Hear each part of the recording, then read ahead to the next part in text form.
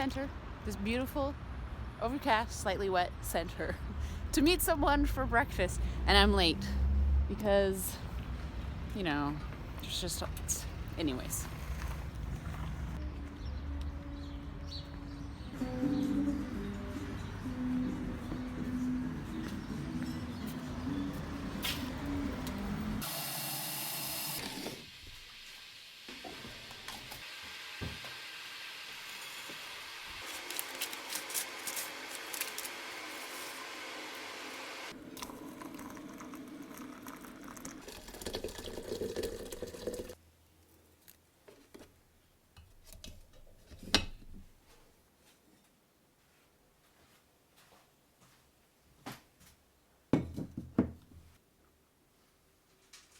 I needed to check what I looked like because I didn't feel like going to look in a mirror.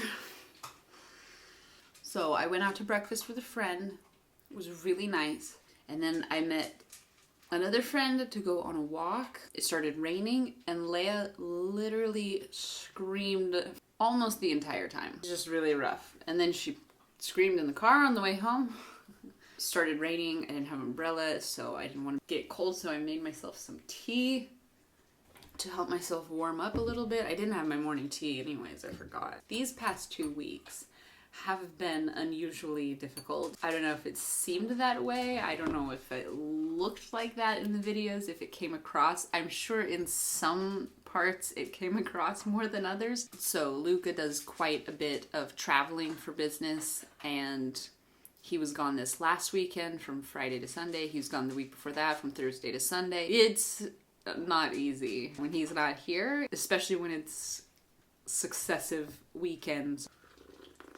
I'm kind of drained. I'm kind of at a loss for words. I'm not really sure what I'm doing sitting here in front of a camera. Like, what am I gonna tell you right now? I don't know. I'm burning it on both ends right now. And this is just one of those times in life when it's more difficult than other times. The main reason I think I feel this way right now is because I can think of so many things I have to do, that I need to do, that I cannot get to because I just don't have the time. One of the good things about times like this, I think, is that it really causes you to question everything in your life. And the things that you're doing, you start questioning, do I have to do this? Because it's so difficult. Everything else, I just want to I want to quit everything that's not absolutely essential. I have to feed my kids. Like, that's just something I have to do. Do I have to do their laundry? They can live in dirty clothes for another day. So of course I started questioning like this channel and these videos. Like, do I really keep doing this? Do I keep doing this every day? I had a long conversation with Luka about this. Given the pace of life and the time I'm able to put into these videos, is it worth it? At this time in social media, if I don't post every day, it's just gonna fade away to obscurity. My goal in the beginning of doing daily vlogs was to qualify for the YouTube Partner Program. But once I did that, I didn't have a plan afterward. That was my one goal, and I didn't think about anything after that. And once I hit it, I thought, well, okay, so that went really well. I really enjoyed it. It wasn't as hard as I thought it would be. I really imagined that daily vlogging would be how I feel right now. Like, I imagined it would be like that from the beginning. And it hasn't been. It's been peaks and valleys, really. It's been great sometimes and then really difficult other times. And I think I've just had a succession of difficult days, and that's why I start to question, do I even do this? Do I continue to daily vlog? And then I start saying, well, if I just stop whenever anything in life gets difficult, then I'm never going to grow. I will become nothing. I will become a soft, pathetic form of a human. I'm exaggerating, but that's really how I feel. Challenge and suffering and overcoming of that challenge and suffering is what makes us into great human beings. And if you just stop whenever something's difficult, when it becomes really difficult, you've resigned to becoming half of a human being.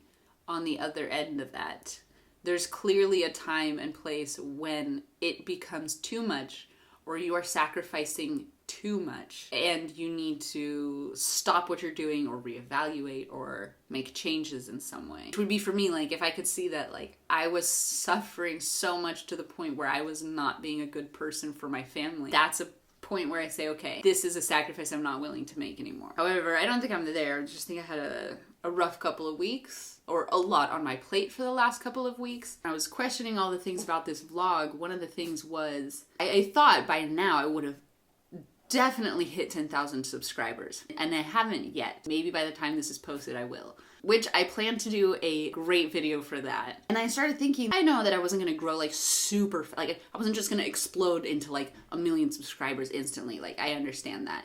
But at the same time I thought I would grow, like I thought I would hit 10,000 subscribers sooner. And when I didn't, I started thinking like, okay, like I expected like plateaus and growth. I think that's normal. But it's like when you hit a plateau, then you start questioning if you're doing everything wrong. And then I started thinking, well, I know I'm an attractive person, but I am not always portraying myself as an attractive person.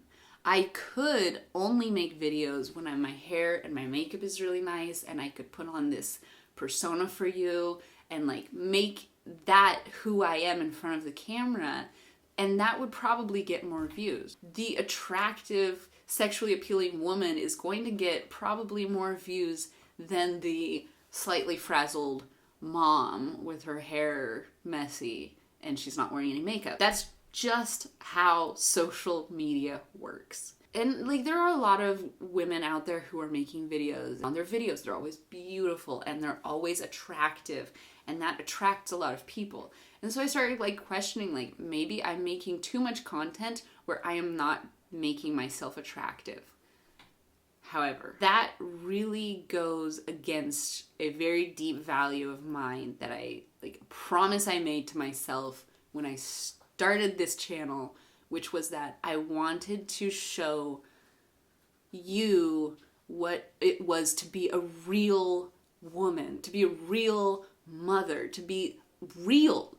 Like, to not just be fake and like, oh, I woke up and I have perfect hair and makeup all the time and my house is perfectly clean all the time and my children behave perfectly all the time, have perfect clothes. That's not reality. While I want to make good and attractive and enjoyable content, I also don't think that young women watching this channel need any more pressure from the world to be perfect. And I know that it's not attractive. I know that that's not a popular idea, and that's not what other social media will tell you is like desirable. I know that, and I know for that reason maybe I'm not an as attractive channel as some of the other channels of women who like are really beautiful and are always really beautiful and have like very beautiful content. There's nothing really wrong with that. I just know that when I made this channel, I wanted to show what it was like to be beautiful and then have days when you're just in your pajamas and your hair's up and you don't have any makeup on and you don't feel attractive and everything is going to ruin. Like, that's real and it's okay.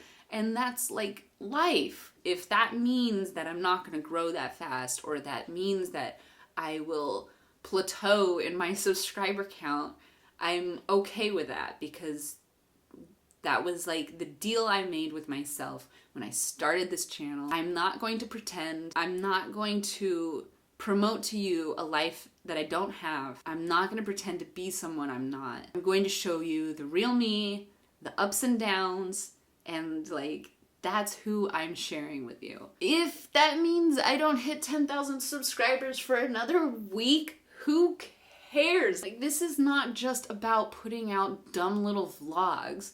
This is about sharing myself with you, like sharing my life with you, which I take more seriously than just like clicking an upload button. All right. Thanks for this little therapy session. I feel better now.